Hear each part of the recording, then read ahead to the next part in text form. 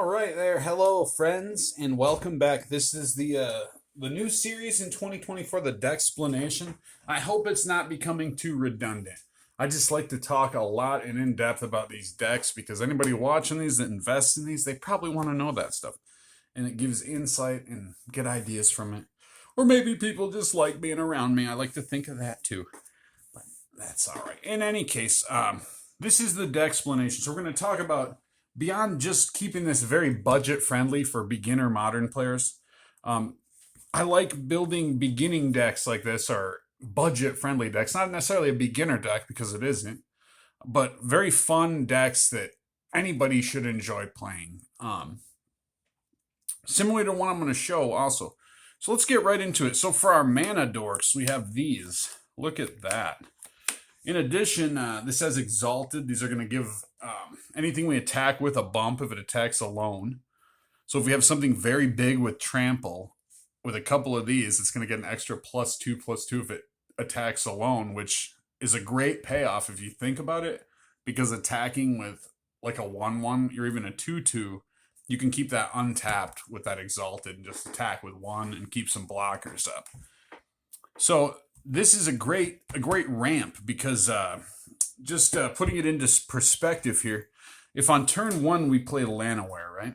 On turn 2, let's say we play Lair of the Hydra, why not? Okay. What we can actually do is play 2 of these, right? And then here, tap our Llanoware, play something like Hex Drinker, which is going to have greater power. So experiment 1s are going to become 2/2s. So we're going to have 2/2/2s on the battlefield that quickly. So do the math yourself with that, and very quickly these experiment 1s can be a problem. Especially the way this deck ramps out. And to augment those, so it's not just about something entering the battlefield, it's about something dying too. So if something dies and Pelt Collector's out, that's going to trigger this too. And the 1/1 counters are going to also give Pelt Collector Trample. So that's really good for us. Where? There they are. Okay, so there's our Rampers. Here's our little beef 'em up Tony. That regenerate on experiment 1 and taking those counters too, I gotta say, is really awesome. Just for keeping a very annoying thing on the board. All right. And bringing up, let's see here. So this Hex Drinker, where's our other Hex Drinker? Hex Drinker. There it is. Okay. So Hex Drinker is interesting 1-drop because if we level it up, it has protection from instants, and that makes it so hard to deal with. Plus, it's a 4/4. Great place to sink mana into, because with these mana dorks and the cheap cost of these creatures, we are quickly going to want something to sink mana, and this is a great little source to do that, but we're only running 2 of those. And with all these counters, we want a payoff for our counters. So Avatar the Resolute is a great payoff. It's a 3/2 for 2. That's great in and of itself. It has Reach, Trample, amazing. And when it enters the battlefield, it enters with a +1/+1 counter on it for each other creature you control, the +1/+1 counter on it. So that being said, going back, let's think about where we were when we said, okay, let's say turn 1, we play our land, play a Mana Dork. Turn 2, play a land, play 2 Strangleroot, or play 2 of our Dingus Eggs here. So we'll play 2 experiment 1s, right? Pass. All right, and on turn 3, okay, we'll play a land. And guess what? This is going to be fun. We can go boom, boom, okay?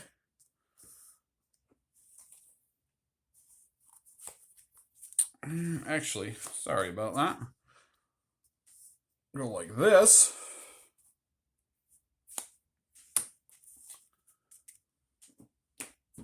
And go like that. Play our Hex Drinker. These guys get 1/1 counters on them. And with our 2 remaining mana, we'll play Avatar of the Resolute. And it's going to enter with 1, 2, 3 counters on it as a 6/5. So we're going to have a 6/5 in addition to 3 2/2s and a Hex Drinker. That's turn 3. So how's that for a deck explanation? That's turn 3. That's pretty dang good for a deck that's definitely under $100. Especially if you just go ahead and forgo any type of decency or, caring about the quality or condition of the cards you're getting. Which, who cares? It's a budget deck, This one's double sleeved and stuff because I loan this one out all the time. I let people play with it. I say, hey, go play with this. Let's get some feedback on it. So let's keep moving forward. Let's show, we saw some early threats that can happen. Let's go ahead and take a peek at, go through here. All right. Now, let's look at some of our big boys, huh? Okay, so in our 2-drops, we have Werewolf Pack Leader. It's got that pack tactics. Whenever Werewolf Pack Leader attacks, if you attack with creatures with power 6 or greater this combat, draw a card. That is so important in this card because there's so little card draw in this deck. We really have no card draw. So that card draw is really important. And we're going to be attacking, even if they're blocking, as long as that's happening. So we can pay 3 and a green until end of turn. Werewolf Pack Leader has base power and toughness 5/3, gains trample, and isn't a human. That's huge for us too, middle late game. So we have 3 pack leaders. With the Strangle Root, this thing plays a really great role in this deck. I ran Scale Up in here for a while, 3 and 2 Scale Ups, and tried them both to hit Strangle Root with that. And I also ran a few Ginger Brutes, and I was hitting the Ginger Brutes with the Scale Up, but I found that was kind of too much of a Rube Goldberg thing going on. And it's like,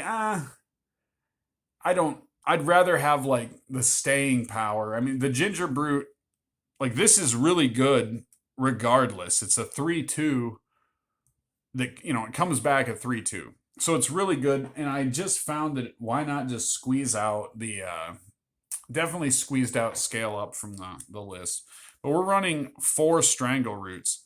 And, these are just wonderful. And then being a 2-drop like that, if you don't have the Hex Drinker in hand, these are great to get in there and just immediately on turn 2, if you played one of the Mana Dorks, you can get those, bump up some wonderful action with this because it's a 2/1 with haste. And then Undying, it's going to be entering the battlefield with a higher trigger to trigger our +1/+1 Experiment 1 and Pelt Collectors, which is pretty dang nice, Joey.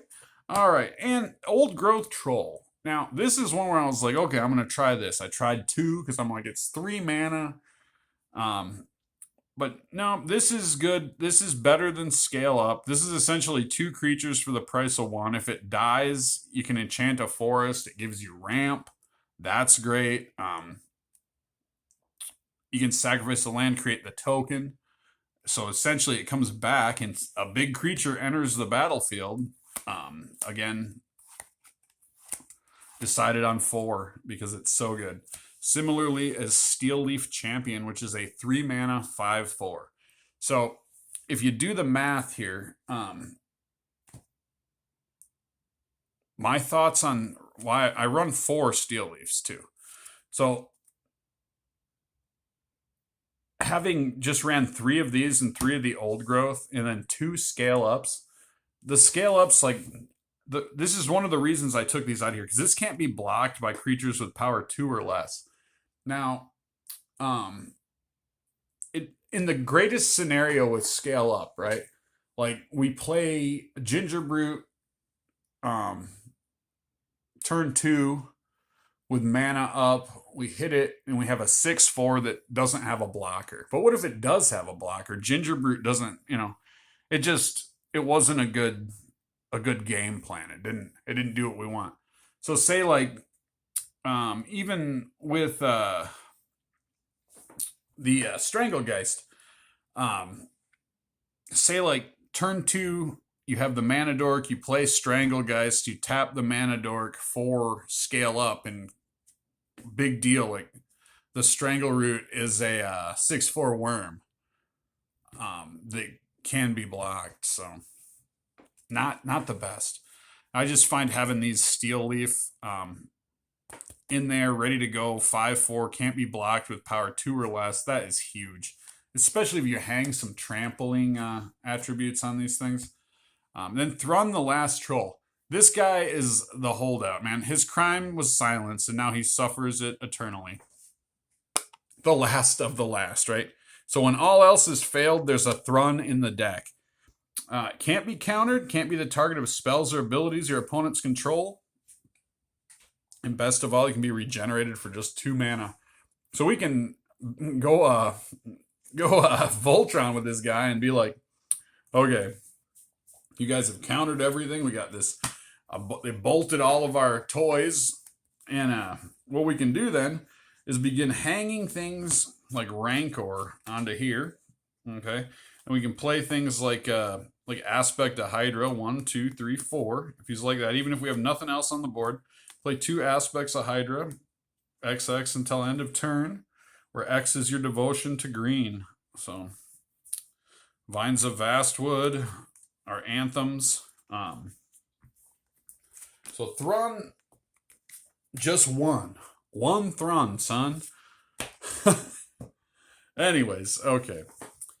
You go through all those Old Gruth, Strangleroot, Werewolf Pack Leader. We talked about the mana base, which is 18, 15 basics, and you got the Lair of the Hydra and the Treetop Village. We will separate those. Perfect. Talk a little more about what else is in here. So here we have Aspect of Hydra. Target creature gets +X/+X until ends of turn, where X is your devotion to green. Now with something like Steel Leaf on the board, you see all these, our devotion's huge. Strangleroot Geist, my goodness, like devotion's going to be huge. So 1, 2, there should be 3 Aspect of Hydras in here, right? Yep. Oh, there's some lands. We'll send those back to the land hut. All right, land hut. Aspect of Hydra. 3 of those. So target creature gets +X/+X till end of turn, where X is your devotion to green. So in a situation where, say turn 3, we have our Mana Dork, right? We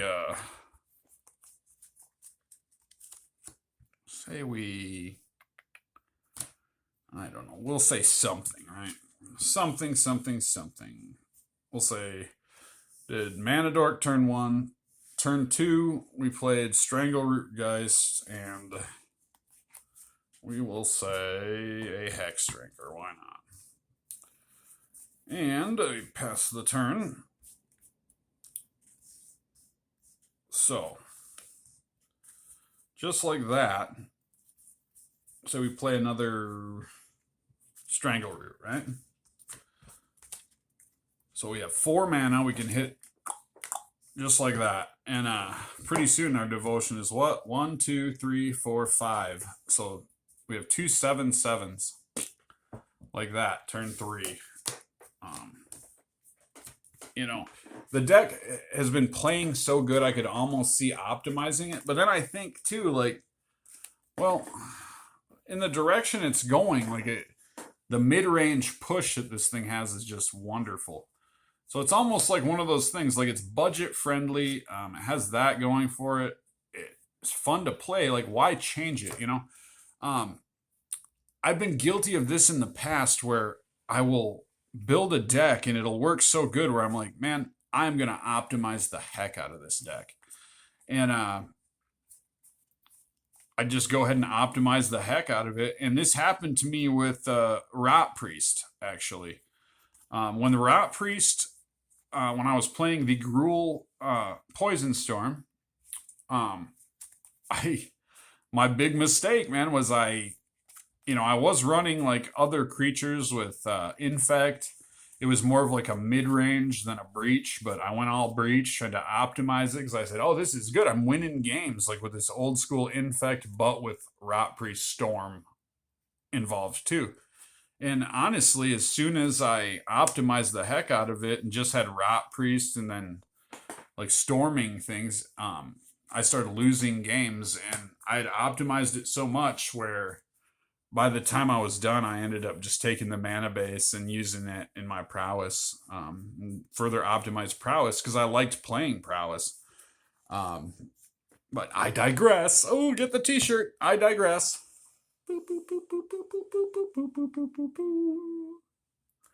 We digressed. Anyways. All right, get that out of the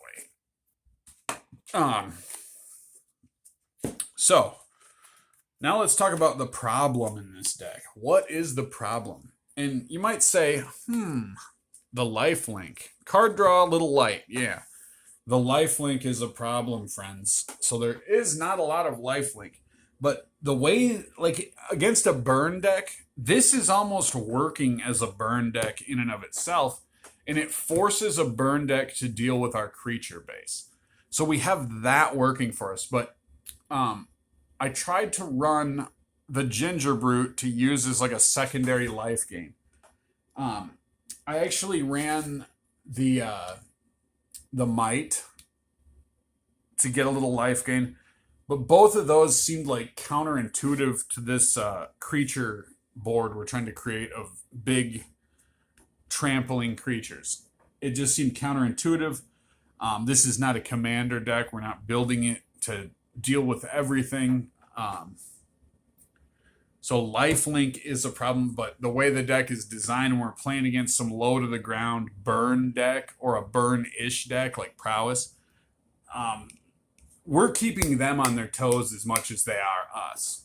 Because like by turn 3, if you have a board state that is like having, a couple experiment ones with some counters on them, then you have a steel leaf that you played turn 3.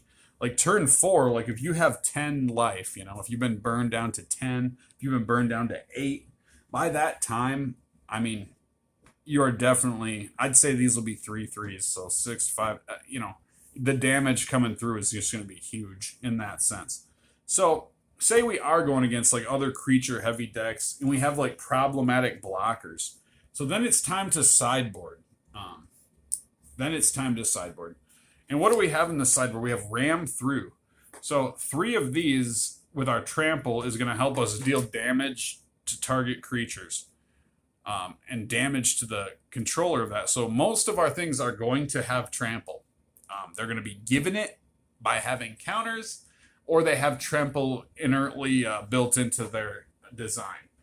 So that being said, man, look at this. Target creature you control deals damage equal to its power to target creature you don't control. If the creature you control has trample, excess damage is dealt to that creature's controller. So this is like a weird type of burn spell that we can use. Honestly, I almost think you could run 4 of these in here. But the reason I don't is that casting cost and that stipulation of the big creature being out. So it's a little... Like Stone of Eric here, it has that 1 casting cost. It'll stay on the board, right? If creature and opponent controls will die, exile it instead. Very cheap card. That's good.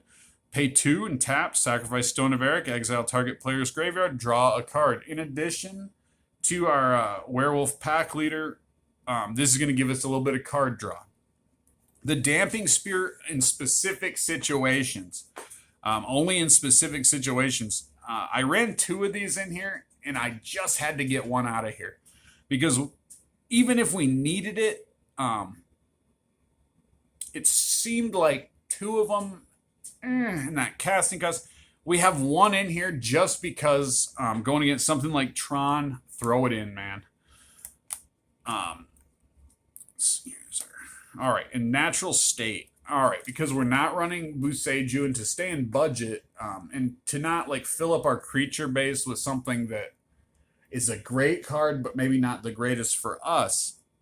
We have natural state. Destroy target artifact or enchantment with converted mana cost 3 or less. That is a lot of things. 1, 2, 3 of those. So no Buseju, no might. So without the Haywire might, that's good to have in here. Dryad Militant oftentimes will find its way into the deck, not even as a sideboard, but it'll stay in the deck for a while. Not only is the instant and sorcery card we put into a graveyard from anywhere exile instead great, this is a 2/1 for 1, so it's super great for us in the sense that it's a 1 mana trigger to add in to get counters on our Experiment 1 and our Pelt Collector. So 2 of those and 2 gut shots. This is to use against problematic cards like Ragavan. Deals 1 damage to target creature or player. We pay 2 life. There's just 2 of these in here. Those will find their way into the deck, certainly. In the Groundbreaker, 2 of these in the deck, I missed Groundbreaker because people don't expect the Groundbreaker. And I missed it in the deck, so it stays in the sideboard. I missed it because of its devotion. It's 6, has trample. We can use it as early as turn 3. In addition to ram through, can give like huge value. So say like we are able to get our mana dorks out and then plan ahead to the way where we get 5 mana, 2 mana dorks, and 3 lands. We can play Groundbreaker. We can ram through with Groundbreaker to one of their creatures and deal 6 damage. Let's say they got a 1/1 or something. So that'll deal that damage. That extra damage gets dealt through, and then in addition, we attack with Groundbreaker. And I actually ran a few mutagenic growths in here when I ran 4 Groundbreakers just to try to get that extra damage, but it was just redundant. It was Rube Goldberg. So just 2 Groundbreakers with the ram through if that happens. So these kind of go together. Think of it like this, like these little play sets, as it were. So natural state, these will oftentimes find their way into the sideboard together, like these. And then these 2 will find their way into the sideboard. And then meeting in the middle of the sideboard, these 2 often 1 or 2 places will be open up for these. So very simple sideboard, in not the busiest sideboard really, because like I said, our game plan is just overwhelming the board state with these really nasty big fatties. So that's pretty much it. We're at 23 minutes. Holy cow. Thanks again for joining me, and hopefully we're going to have some matchups coming. Been very busy with so much lately. Unfortunately, I haven't been able to get many matchups on camera because I've been busy playing in the field and testing these decks. And this one, I would say like has been on the back burner while I've been doing the 8 rack. So I would like to get more testing of this one post Fury ban, because this was one that was on the back burner before Fury was banned. So with Fury unbanned, this deck is just a powerhouse. It really is. Been enjoying the heck out of it, Tony. So thank you guys again for joining me, and don't mind my redundancy. Have a good one.